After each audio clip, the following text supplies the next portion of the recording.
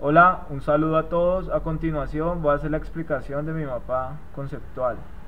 Como pueden ver en la cúspide de mi mapa conceptual, he querido poner el concepto de estado. Me ha parecido importante pues porque el concepto de estado ha sido redefinido a lo largo de la historia producto de los distintos contextos. Por ello, he querido asumir este concepto de estado como un sistema total, que envuelve un entramado de principios teóricos sobre el poder, el gobierno y la sociedad.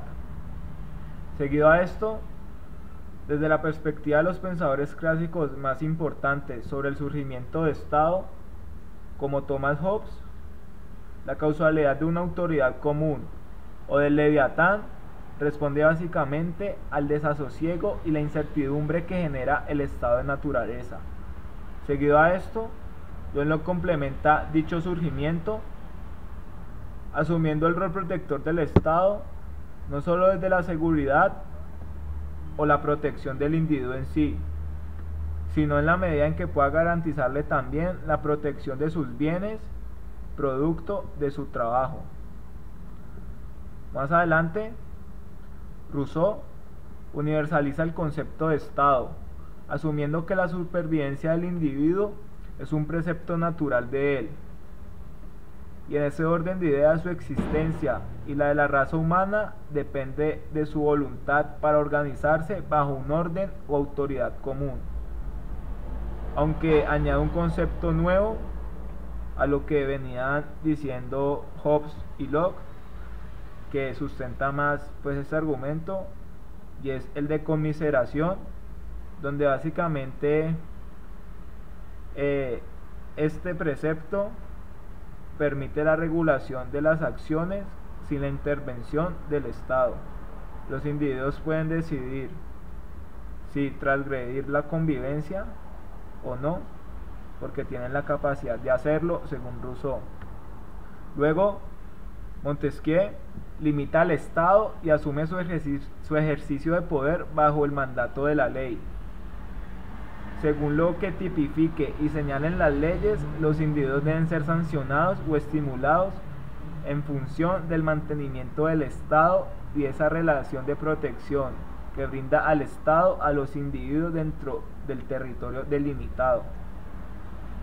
Luego, Hegel hace una descripción minuciosa del surgimiento del Estado, donde su causa es la familia y su consolidación es en torno a la propiedad privada.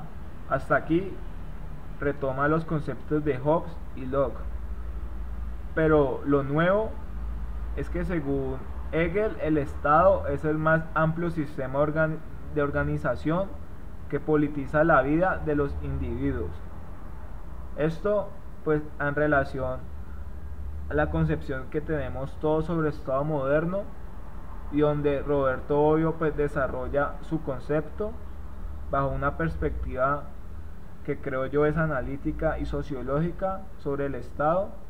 Lo define entonces como la máxima organización de individuos en un territorio o dentro de un territorio, que dentro pues de la concepción de Estado moderno ejerce su autoridad a través del uso legítimo de la fuerza o su capacidad de coerción, pero que ha sido producto de la transformación a lo largo de la historia de los distintos tipos de dominación definidos por Max Weber, bien sea la dominación tradicional, carismática o racional. La racional, que básicamente está relacionado con el Estado moderno y con su operatividad en sí. Entonces, la coerción pues representa la capacidad que tiene la autoridad o el Estado para garantizar la convivencia y sancionar a quienes la transgreden bajo el uso legítimo de la violencia. En ese orden de ideas, los servicios políticos, públicos o sociales que son función del Estado son prestados en la medida que se reconozca dicho monopolio sobre la violencia para que así las dinámicas sociales entre individuos se desarrollen bajo la vigilancia y la supervisión de las instituciones o de lo que es llamado el subsistema. Todo esto en una relación de poder directa entre Estado, que es el sistema, y los subsistemas, que pueden ser las instituciones o las instancias. Entonces, dichos subsistemas operan como organismos descentralizados, pero bajo un concepto de extensión del poder, o sea que siempre están respondiendo a lo que el sistema pues les dice. En ese orden de ideas, pues el Estado no puede ocuparse de la totalidad de los asuntos que envuelven a una nación. Para ello, delega otras instancias que puedan atender racionalmente la pluralidad de los conflictos. Obviamente, dicha relación entre el Estado, que es el sistema, y los subsistemas, que son las instancias o las instituciones, solo es posible bajo los mandatos o los gobiernos, que son los que constituyen la forma como se van a ejecutar las políticas dentro del Estado. Entonces, el gobierno debe pensarse desde la filosofía política, que en esencia se pregunta sobre la categoría de lo político, sobre qué le compete y sobre qué debe trabajar la esfera política. Seguido a esto, también se ocupa del fundamento del Estado o del poder político. ¿Por qué opera de esa manera el Estado y el poder político? Según el territorio y la historia, las costumbres, la tradición que envuelve la cultura y las identidades. Finalmente, dentro de la filosofía política, también se divaga sobre la mejor forma de gobierno o la óptima república, que creo yo ha sido la motivación de los distintos filósofos y pensadores políticos a lo largo de la historia. Complementando esto está la ciencia política, que responde a los principios de gobierno, o sea, a lo que decreta que va a ejecutar el gobierno con base a las teorías políticas. Entonces se ocupa de la verificación o falsificación de dichos principios, haciendo paralelos entre lo que dicen o lo que prometen con lo que está pasando o con lo que se ve.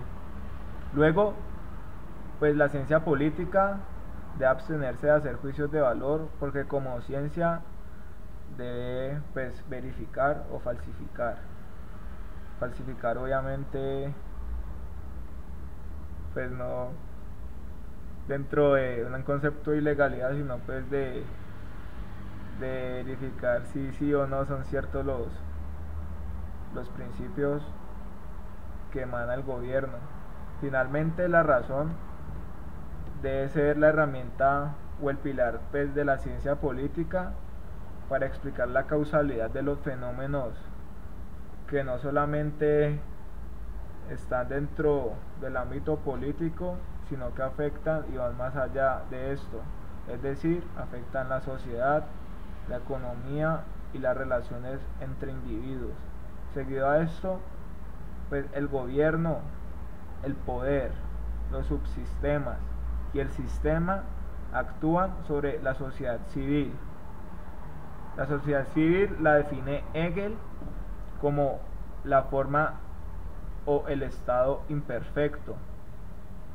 Es la esfera de relaciones sociales no reguladas por el Estado, donde existen conflictos económicos, religiosos, ideológicos y sociales. Aquí claramente pues se ve un paralelo entre la vida legal, que es la vida del Estado como sistema que le ocupa al poder, que se extiende alrededor de los subsistemas y que están determinados por políticas de gobierno.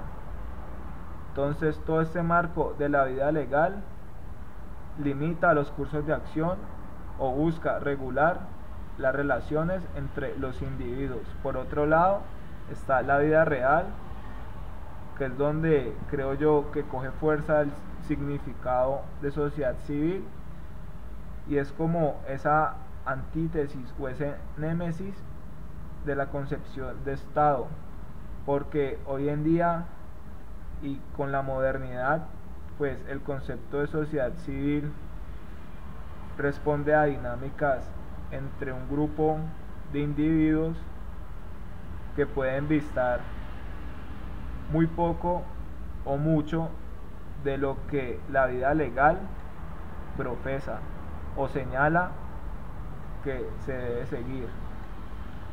Entonces finalmente pues me surge la pregunta a mí personalmente de que si aquí en la modernidad se hace un paralelo entre la vida legal y la vida real, entre el Estado en sí y la sociedad civil, como se hizo un paralelo pues hace varios siglos, precisamente Thomas Hobbes, cuando define al Estado absoluto como la respuesta al estado de naturaleza.